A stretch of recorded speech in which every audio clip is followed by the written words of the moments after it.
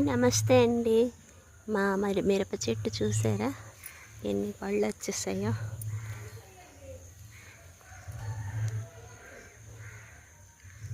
కొన్ని పళ్ళు అయితే తెలగపిండి వడియాలకి వేసేసానండి. ఒక 1/2 కేజీ ముందే పోసేసాను. కొన్ని పళ్ళు అయితే పచ్చడి చేసేసాను, నిల్వ పచ్చడి, పండు మిర్చి పచ్చడి. అలాగా వస్తూనే ఉంటాయండి. ఇవైతే ఎండబెట్టేసి కూడా ఎండు మిరపకాయలు కూడా చేసేస్తానన్నమాట. చాలా వచ్చేస్తాయి. చిన్ని చెట్టే కానీ చూడండి గుత్తు గుత్తులుగా వచ్చాయి. ఇది నారు పోయలేదండి, మామూలుగా పోపులకి వేస్తాం కదా, అలా గింజలు పడలేచిన మిరపకాయ చెట్లు ఇవన్నీ.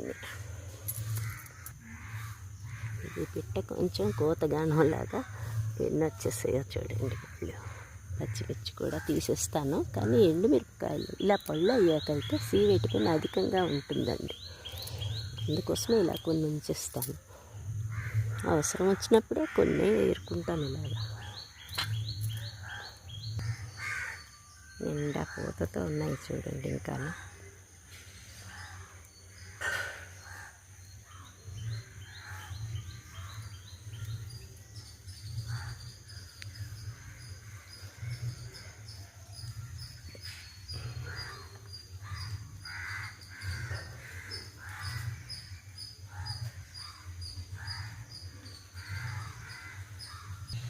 చూసారా, ఈరోజు వేసిన మిరప పళ్ళు అండి ఇవి.